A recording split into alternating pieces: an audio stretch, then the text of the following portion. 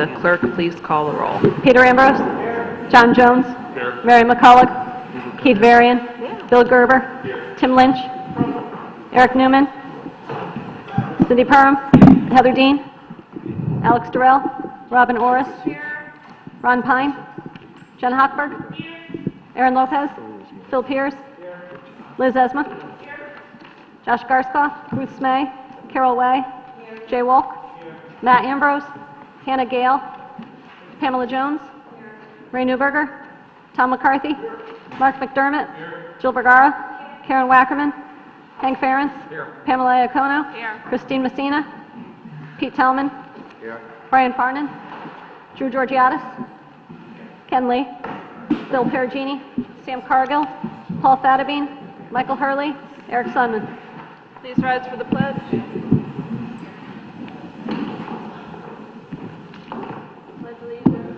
Flag of the United States of America, and to the republic for which it stands, one nation, under God, indivisible, with liberty and justice for all. Is this the one that is here? No, they were here all three nights. They're permanently in our Good evening. Welcome, Mr. Mayor and Ms. Gardner. Our first items this evening are retirees, 1310 OPEB and 1310 pension. Good evening. It's a pleasure to be here, and this is certainly delightful surroundings, isn't it? Yes. Yeah. So this I is want to have all of our meetings here, except I don't want this seat. I want one over there. Does anybody have any questions on OPEB or pension?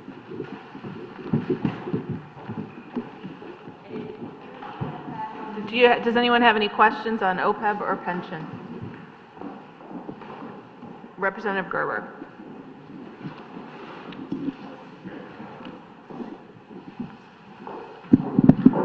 Hi, Bill Gerber, District 2. How are you? Can you remind me what discount rate we currently use for our pension plan?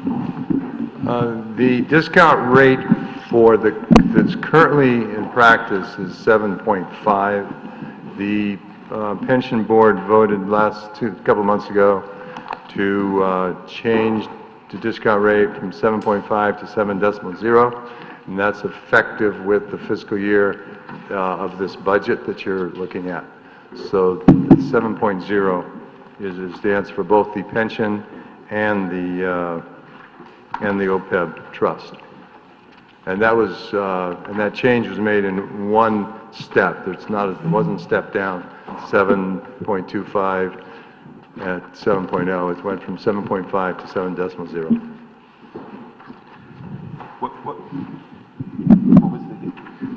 What was the dollar amount related to the change? The dollar amount of the pension in the budget for the police and fire is $4,280,000. For the town is $4,810,000. That was the impact of the. I'm trying to. That was. No, the that's not impact the of impact. I don't have the. I don't. Well, maybe I have it, but I didn't bring intentionally anyway what it was without. I mean, prior to, but it was a significant, obviously a significant increase. The lower discount rate, the higher the contribution requirement. But it's what the pension board felt was the appropriate. There were some members of the board that wanted to actually go a little lower, but 7, I think, is actually the right number. It's the number that I was working toward. And the benchmark off of that is that off of like a long-term interest rate benchmark? Or I'm sorry? Is that off of like a risk-free rate? Like is there a formula to that number? Or No, but basically it's based upon a couple of things. You have the asset allocation, which is developed based upon the risk that you think the plan should be accepting, and then you look at what you think. You look at the historical. You do Monte Carlo analysis. You look to see what's happening. You try to estimate what the inflation rate's going to be over the next 5 years, 10 years, 20 years. So it's lots of variables in there, and then you throw a dart. And no, that's. Would it be possible to get the The impact of the 0.5% change on the liability, on the cost, actually on the liability and this year's cost. It was all taken this year, right? So It's I a guess- one-year jump. What we did do is made a couple other changes which offset that a little bit.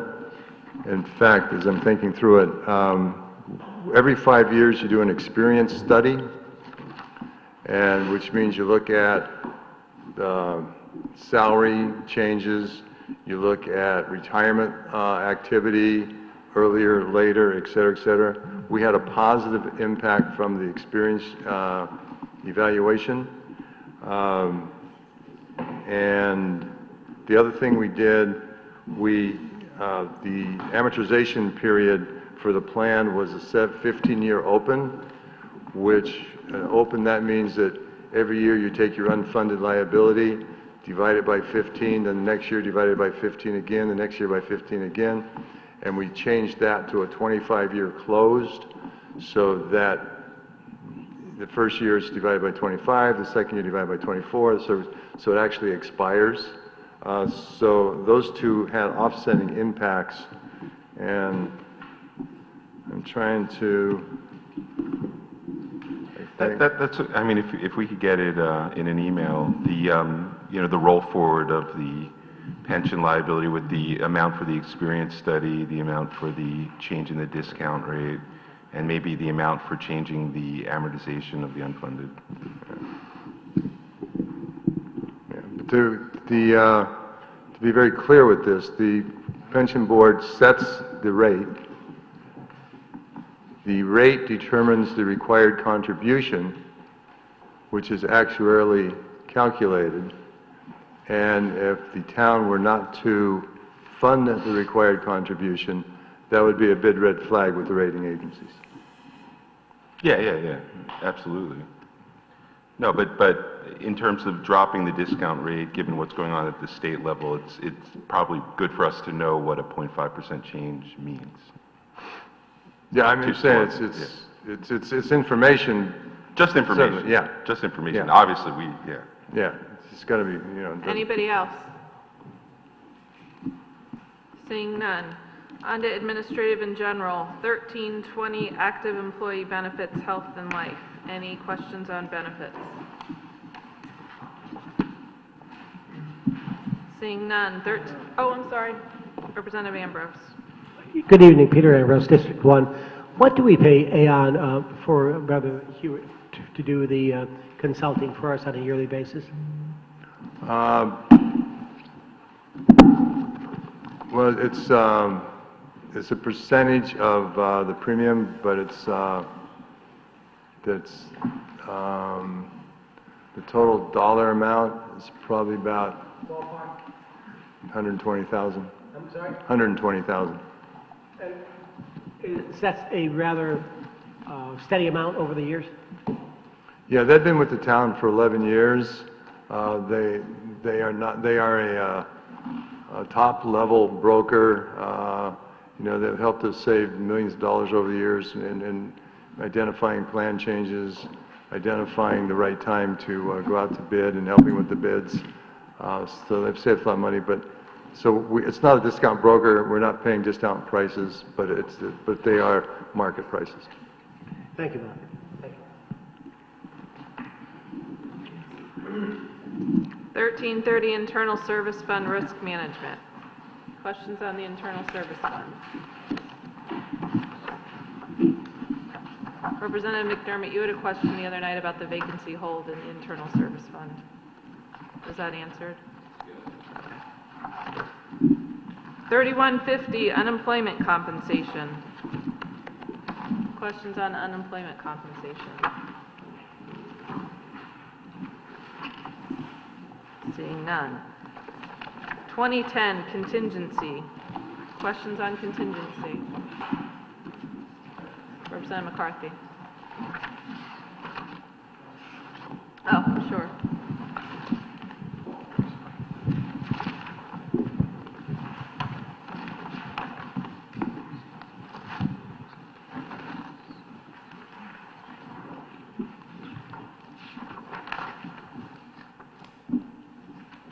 with me and I find the page and I find myself what my question 134. Yeah, 133 and 34.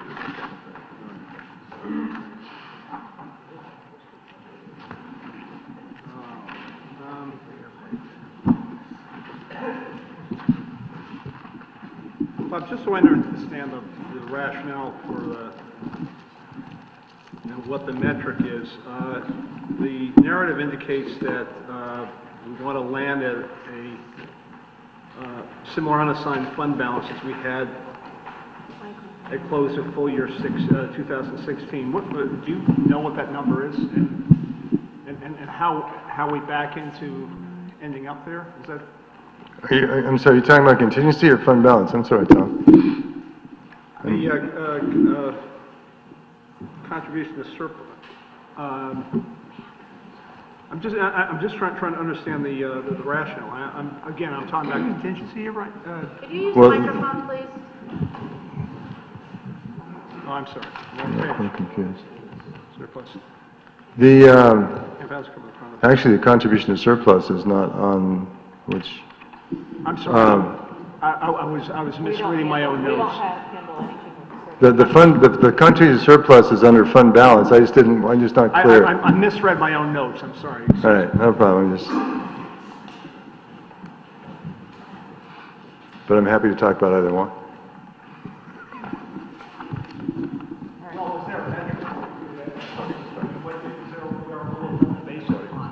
On the fund balance, yeah, we're basically, the rating agencies, fund balance is variable depending upon the main funding mechanism of the municipality. If your funding mechanism is more based upon business economics like sales tax, et cetera, the rating agencies like a 25% of budget to be as a fund balance. When it's a more stable revenue base, such as what we use, which is property tax, then the range is 10 to 15%. That's based on a GAAP basis. Our fund balance on a GAAP basis is close to 9%, like 8.9%, and on a budgetary basis is 9.53%. And the calculation for the amount that's in the fund balance budget actually is, because of a rounding, would reduce us from a 9.535 current budgeted towards at the end of this year to a 9.525. Okay, thank you. All right, back to contingency. Anybody for contingency?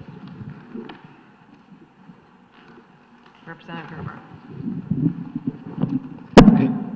Hey, Bob, can you remind us, this would include some estimates or some reserves for upcoming contracts this coming year?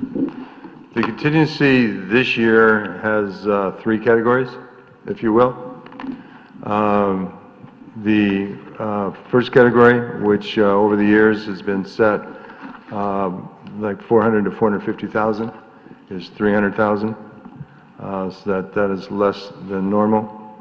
The second component is an estimate for change in salaries with that would result as a result of union contracts. The amount in there is bare bones for that part. And then the third part is this year is a new part. I'm labeling it the state budget shortfall reserve. That's in there at about $1 million, $1,100,000. The issues there are a couple-fold. One, when the Board of Finance was evaluating contingency, which was the last item they discussed on their agenda, there was a concern that given the budget as they were had everything else they had looked at and talked about, that the budget, and given the fact that once the budget is set, the Board of Ed gets their budget and the town doesn't get any of those funds back, that if there was a reduction in state aid after the budget was fit, that there was no room to cut anything without severely impacting services or required and needed capital equipment to carry out those services. And they identified a couple of items that they thought were very important. In order, and my recollection was there was two trucks, some paving,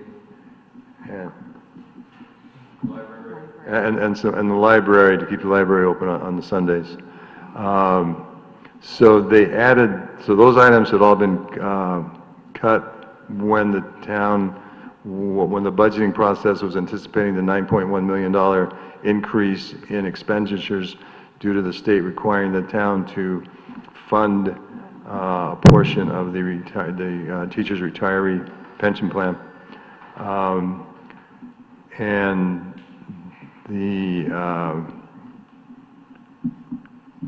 well, they were kept out. The first selectman wanted to put some of those back in. The other selectmen did not. I might be a little bit I'm trying to remember that. No, those were yeah. Okay, there were some that weren't put back in. So the Board of Selectmen actually did put some of the stuff back in, but they didn't put those others in, which would have made a difference of 0.3% tax increase. And they figured that's kind of like a contingency, but then the Speaker of the House, I know I'm kind of like not being very clear here, but I'll try to wrap it up a little bit more clearly. Okay, thank you. The Speaker of the House came out and said, well, we might not require the $9.1 million, but we're looking at maybe phasing it over 5 years, which is like $1.8 million. Right. Which would be the hit to the town. So they threw this $1.1 million in, which they thought which still would leave the town at $700,000 risk if it is a 5-year phase-in. But if the town was not subject to any of those expenditures, would allow the town to pay some more for paving and to buy some trucks that the board felt was sorely needed. Thank you, Bob. But just to follow up on that, just to be clear though, the Board of Finance did not put those items back in the budget. They did not put them in the library line. They did not put them in the truck line. My recollection is they didn't do anything with paving, but maybe I don't remember that correctly. That is correct. So I know they verbally said that those are things that they would look at if that wasn't happen, but I want to be very clear that there is not money being held for library and trucks. There is additional money that the Board of Finance put into contingency. Correct. The Board of Selectmen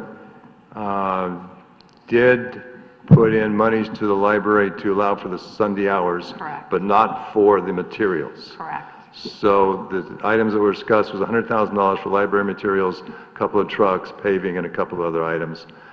But because of the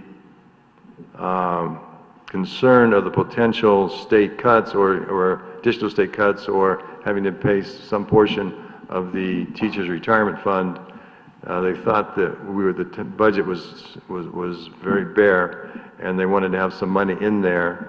So they put the money in contingency, and they said that if we get the state cuts, we're covered a little bit. If we don't get the state cuts, here's the things that we think the money should be spent on. To spend money out of contingency requires Board of Finance approval. So this money is at the pleasure of the Board of Finance, not at the pleasure of the First Selectman or the Board of Selectmen. Exactly. Thank you. That's the point I wanted to get to. What's the bottom line number that the Board of Finance added to contingency, dollar amount? What I'm calling the state budget shortfall reserve is $1,120,000.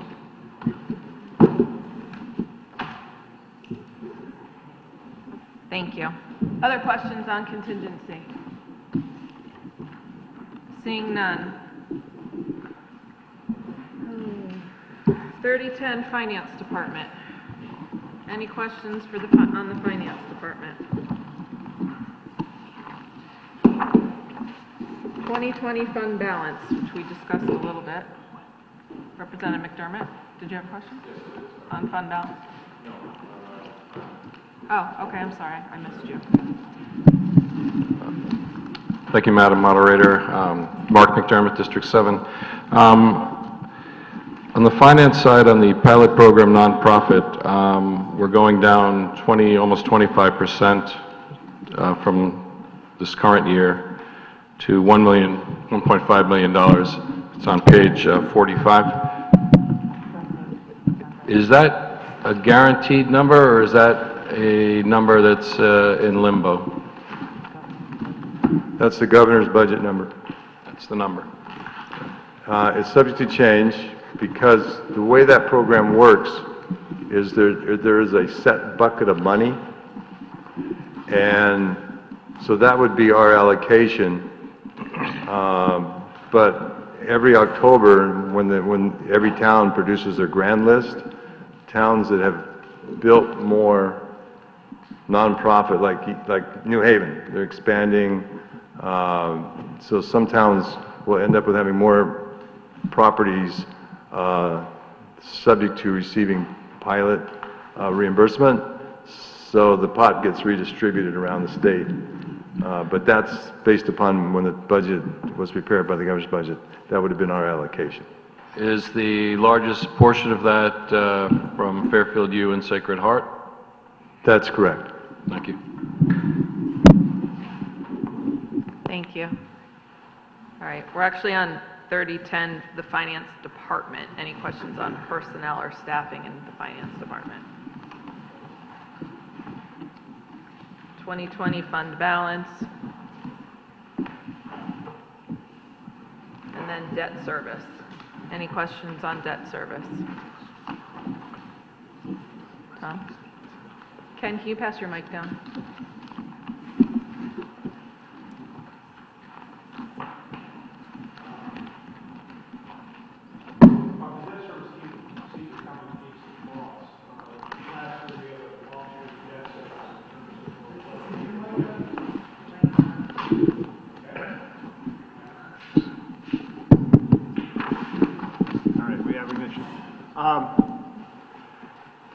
As I said, debt service seems to come in peaks and troughs. Last year was an off year. This year it's obviously stepped up some. What do you see over the next 5 years? Do you see a flat? Do you see an increase? I don't have, can we discuss that a little bit?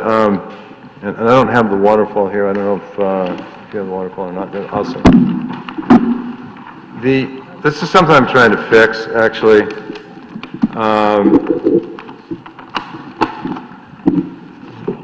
The way, my opinion anyway, the way bonds should be issued and the life of the bonds should be based upon the life of the assets. And the town doesn't really do that. So, well, we've moved halfway there, but not all the way there. So one of the half we haven't corrected yet, which I'm working to correct now, and it'll take a couple of years for it to adjust. Whenever the town has the, what do you call it, the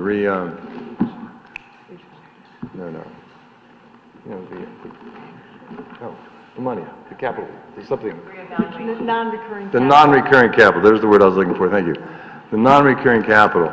The way that, whether the life cycle of the non-recurring capital items is 1 year, 5 years, 10 years, or 20 years, the payment pattern that the town has been using for years is 0% the first year, 0% the second year, 0% the third year, 5% the third year, 5% the fourth year, and 90% the fifth year. So if in 1 year your non-recurring capital was $500,000, in 5 years out, you would have 90% of $450,000 payment. If the next year your non-recurring capital was $3 million, the next year for that non-recurring, the following year, you'd go from a $450,000 payment to a $2.7 million payment. So, and the other thing that the town has done is bonded every other year and banned every year. So what I'm looking at and what I'm modeling right now is bonding every year. And since we do the bans every year anyway, the extra cost to the bonding would not be that much. And the second thing I'm looking at is bonding everything that's currently in the ban and henceforth based upon its life cycle. So everything will be properly paid for over the life of it, whether it's a 1-year life, a 3-year life, a 5-year life, or a 20-year life, and that will get rid of this severe volatility that the town has been subjected to. Okay, So if we don't know, I agree with what you're saying in principle. I'd like to see this smoothed out over time. right, But given your asset mix, you know, if you're telling me we want to tie the duration of the financing to the life of assets, since that asset mix is going to change over time depending on what you have, you may not get to smooth by necessarily tying one to the other. well, it would be, A, it would be more correct and more accurate, and B, you would get some smoothing because you wouldn't have that 0.000590. No, I get it. It's back-end loaded.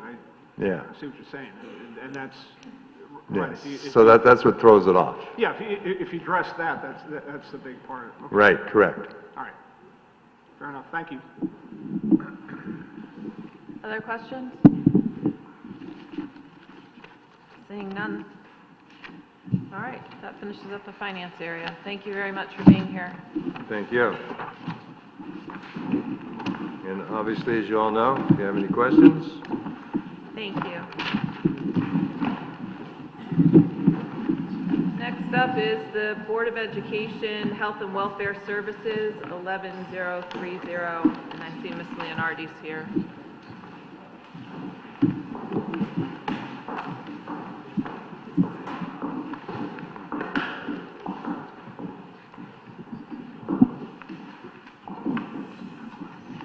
Hi, Andrea. Good evening, everyone. Can you just remind everybody how this portion works, what this line item is and how it works? The health and welfare budget funds evaluations for students attending non-public schools here in Fairfield in compliance with federal law. So this for any student who attends, resident or non-resident, who attends a non-public school housed in Fairfield. We're obligated for our child find activities under the IDEA. And this funds a team of individuals who conducts all those evaluations. Anybody have any questions on this line item? Seeing none? Oh, Representative Agar. This is private schools.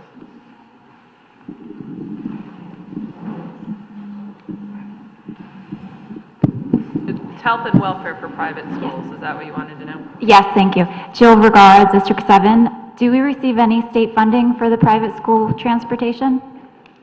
It's not Or- transportation, Oh, health and welfare. sorry, I apologize. It's okay.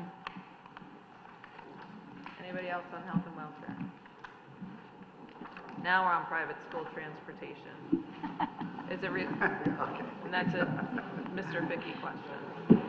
Doreen's here to handle it. Good evening, Ms. Mansell. Can you just introduce yourself for the record? We're on 2531 private school bus transportation. Did you have a question? Yes, do we receive funding for the private school transportation from the state? We don't on the Board of Ed side. I'm not sure about the town. I don't believe so, but I don't know about the town. Did Bob leave? Yes. Mike, do you know if we get reimbursement from the state, or was that zeroed out on private school transportation? If you look on since this is something that's on the town side,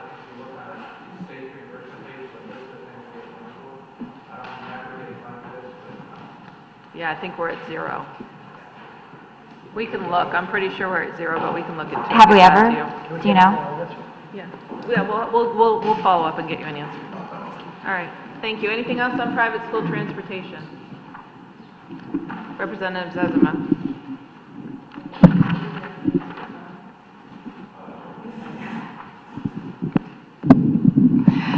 Liz Esma, District 4. The fuel cost projections seem to be trending up. Is that based on, analysis or? It was just a few pennies difference. But we actually do budget for, on the town and the board side, based on projected cost. Okay, so tied to some, I don't know what statistical analysis you're using, but I assume something anchored to markets or... We use the projected rate, and we analyze the past few years of usage. Okay, thank you. Don't we find that ahead? Purchase contract for that. We used to, I'm not sure if we did yet. Again, I think we can check with Ms. Gardner, but I believe that the fuel costs in there are based on our purchase contracts, where we buy ahead, so we guarantee the rate up to some point, and I think we're solid through June of 18. So I think everything you're looking at is, but we can confirm that with Ms. Gardner just to be sure. There's a number of different fuels we buy, so I believe some are, if not all, are through June of 18, but we can confirm that exact number. But the cost per gallon for all of our fuels on the town side, and I believe on the Board of Ed side, is provided by the purchasing department. So it's not something that any department makes up on their own. Departments are responsible for the gallons or the volume. The pricing is done by purchasing. So.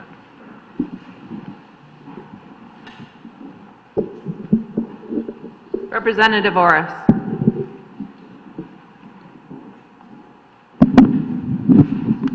Robin Orris, District 3. Are the late buses, it looks like we have one for prep, one for Notre Dame, and one for Fairfield Country Day. Are those also by federal law? I'm sorry, are they what? The late buses, we offer late buses. Is that also per the law? Yes. If you have it at the public school, you have to have it at the private school if it's in town. So if it's cut by the public school, it can be cut here too. Okay, thank you. Anybody else? Representative McDermott.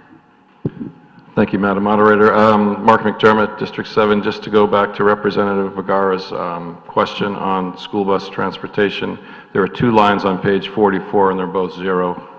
One is private school bus, and one is school transportation grant. Yep. I was just going to say that. So the answer to your question is no. There's no state reimbursement for that. It looks like the prior 3-year average was $4,297.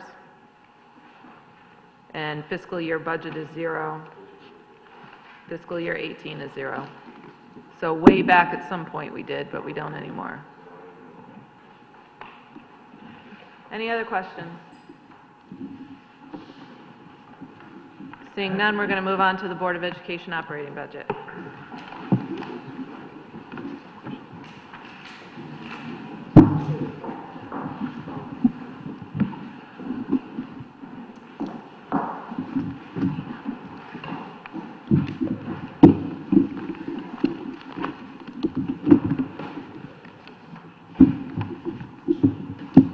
Good evening, Dr. Jones. Welcome. I believe this is your first time officially in front of the RTM, so welcome to Fairfield.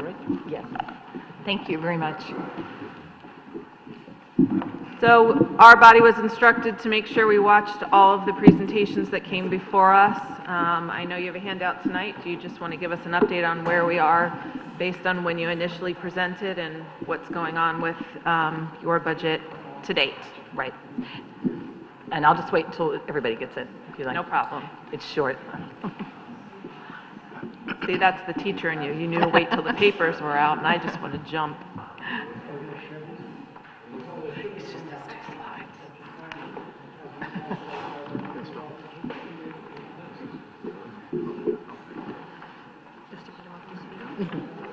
Yeah.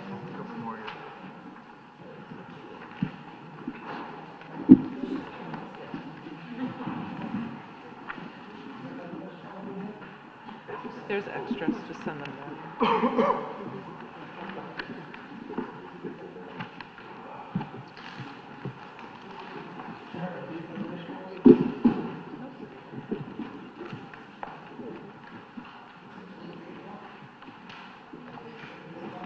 Actually, do you want one?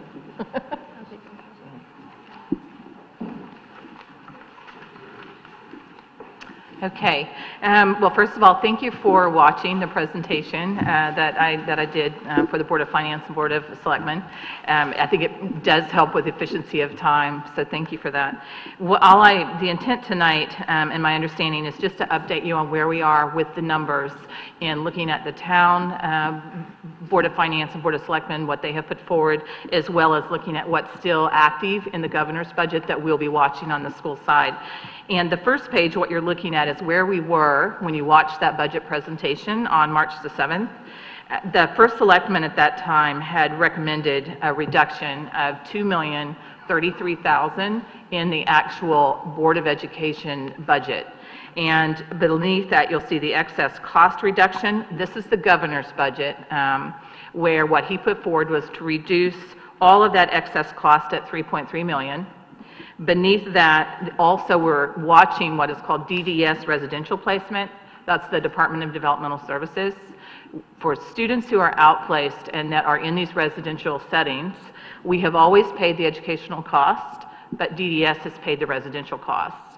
And what was put forward this year is the governor did zero out that line item in the DDS budget, basically the state agency, and that was going to, the intent was to pass that off to the localities. And so both of those items in red are still very much in play that we're watching at the state level. So the total impact, if all three of those items had occurred or do occur, would be $6.3 million reduction to what the Board of Education has put forward. And I know several of you have actually sent questions, or some of you have actually even met with me over the last couple of weeks just with questions. And I think you understand what a lean budget the board had put forward this year, really trying to be responsible and respectful about what's going on in our town and also at the state level. So beneath that, the governor did propose to actually have a new special education grant. And if that were to take place, we would get an additional $2.1 million back to the town or to the school and the Board of Ed budget. And that's something that we'll be watching closely. What you'll notice, though, is it's still $1 million less than what we were getting on that number of excess costs at the top. So the total impact, if we got that grant money back, would have been that 4.2. That's where we were just a few weeks ago. So on the next page, where we are as of tonight, the Board of Ed budget is still at that $168 million. The Board of Selectmen and the Board of Finance did approve to put back in that $2 million. But if you look on that first page, it's actually $2,033,000. So we still have that $33,000 sitting there. The excess cost and the DDS residential are still sitting out there. We just don't know. We are very hopeful that some of that is going to flow back. There's a lot of effort from our representatives, from our senator at the state level trying to make that happen. But that still is at that $4.3 million hole if that doesn't get any better. If the special education grant in the total amount that the governor has recommended, regardless of what they call it, there's a lot of pushback on what he's calling the grant and how they're funding it. But if the dollar amount doesn't change, regardless of what they call it, we still have that $2.2 million that we're going to be looking inside our actual Board of Ed budget as presented by the Board of Education. So that's a quick overview of where we are as of today. Perfect, thank you. Are there questions on the Board of Education operating budget? Representative McCarthy. Thank you, Dr. Jones. Take my hat off, my glasses off. I was looking with horror at the number of state mandates, and I'm familiar with some of them, but can you? They're outlined pretty well in the budget book. Can you give me a sense of when these were enacted, with all in the last 10 years? Number one, and secondly, have you given any consideration to the number man-hour/resource that this imposes upon the Board of Ed, and not necessarily what I'm trying to get to is what this represents in terms of full-time equivalents that that the board needs to do all this work. Do you have any sense of it? I don't have a dollar amount, and when you talk about mandates, I would really need to go and pull, a big list to look at that. I can say there's a lot of energy at the state level from the organizations to ask for the state to release some of those mandates where they can. If they're not mandated by law, there are some things, obviously, for student needs we have to do. But I wouldn't have any idea whatsoever how to go in and actually start calculating, looking at each mandate separately. We haven't done that. Okay, because one of the things I was looking at, if you go back 15 years, the budget's about twice what it was, even though enrollment's up 23%. But in spite of enrollment up being 23%, full-time equivalents are up 28%. So there's something that's got to explain. You would think that those numbers would be reversed because of economies of scale, but they're not. And I think you can attribute probably the lion's share of that anomaly to state mandates. And I know I'm just thinking of teacher evaluation being the one I know the most. I mean, I think this is probably understated because it doesn't even take into consideration all the hours that is taken away from instruction that I know teachers put in preparation for this. I think it's just, I don't think it's a bad idea, but I think it's executed poorly. But do you think that these mandates would account for that difference, that delta, that anomaly, that where we don't see a proportionate increase, where full-time equivalence has not risen proportionally to enrollment? I would expect at the very least they rise together, but they're rising at an increasing rate. And my guess is that I'm looking for to what do I attribute this delta? Yeah, I can certainly go and pull that trend line. That's not hard for us to do. I would want to look at the actual data to look at, because you can't just necessarily go on full-time equivalent, because we could actually have two people sharing one job. And when I say two people, maybe one's doing a bit of science and another one's doing a bit of history. And they have different certification, but full-time equivalent means it's the equivalent of that many people. So you really would have to look at it. You have to go to a deeper analysis than that. No, I understand, but it's certainly draw on resource. And the question is that the story, or is there something more there? That's my question. The other thing, quickly, on the first page of your budget book, you have bar charts here indicating cost per student. Was that calculated on the basis of the total budget over K through 12 enrollment? Yeah. Okay, I didn't think it was. I'm sorry, again, the question is total budget over what? Over K through 12 enrollment? This is, well, we have to, we submit a financial report to the state every year, and the state compiles that information and compares it district to district. This is net current expenditures, which is everything except for regular transportation, and it's divided by average daily membership, and that's a whole entire calculation, which is on the state website. It's not just the enrollment. Okay. All right. I couldn't make the numbers with enrollment tie out. It seemed a little overstated, actually. This is one of those things that in the local town, we would take the total budget, the total enrollment, divide it, and have a number. The state makes it a much more complicated formula, choosing what items should be included in the funds, and then the calculation of what is membership, and then gives you a number.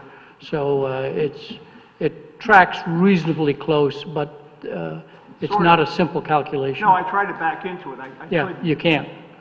And this is always a confusing number because people want to do just the simple math, not realizing that it's the state of Connecticut that does it a little bit more complicated. I understand, but when it comes to bar charts, I'm an agnostic, so I just want to feel good about it. And the reason they do it is because each town has different accounting methods. So there is an annual form that the town sends in that consolidates all expenses. For instance, health costs are within our budget. In Greenwich, they're on the town side. So by taking a form and saying, no matter whether you charge it on the town side or the Board of Education side, let's consolidate all of the costs so that there are similar numbers and you can compare one district to another. And that's part of the reason why the state does it, so that they can get a consistent number from town to town or district to district. Further questions on the Board of Ed operating budget? Representative Zezima. Welcome, Dr. Jones. Liz Zezima, District 4. Two questions. One is, when it comes to state mandates, do you know approximately what percentage of them flow from federal mandates? Oh, goodness, there are a lot from federal. That would probably be more than state. Majority, for would sure. that be Yeah. I mean, really, even teacher evaluation, states, which you mentioned, the states have a certain amount of control in how they put that together, but the ultimate mandate came from the federal level. Right. Then the second one is, I mean, I suppose there are different metrics to arrive at this, but if we are 84th in the state, if I could loosely interpret that bar chart, then we must be running at a pretty high rate of efficiency. I think that we have really worked hard to run an efficient school system. Absolutely. Okay, thank you. Other questions on the Board of Education operating budget? Representative Vergara.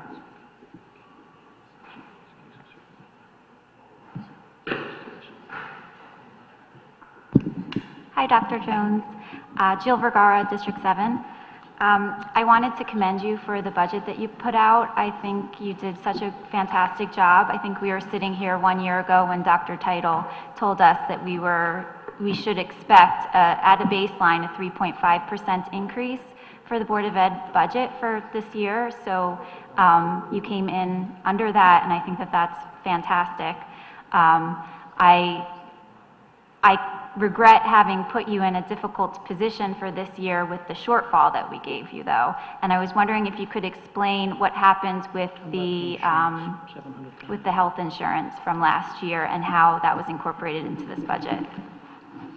Yeah, basically, in the presentation that I did for the Board of Selectmen and the Board of Finance, there is a slide, and I can certainly send that out to you as well, that talks about the $740,000. And when we started building the budget for this year, there's $740,000 on our insurance line that we used reserves for. So when we started out this year, that's money that was in this year's budget we need for our insurance. So before you ever have any increases in insurance, we have to have the additional $740,000. So we started in the hole building this year's budget. And so that's why, on one of the slides that I presented, our budget really is a 2.7% increase if we had not funded that from reserves. Thank you. You're welcome. It's on page 33. Oh, thank you.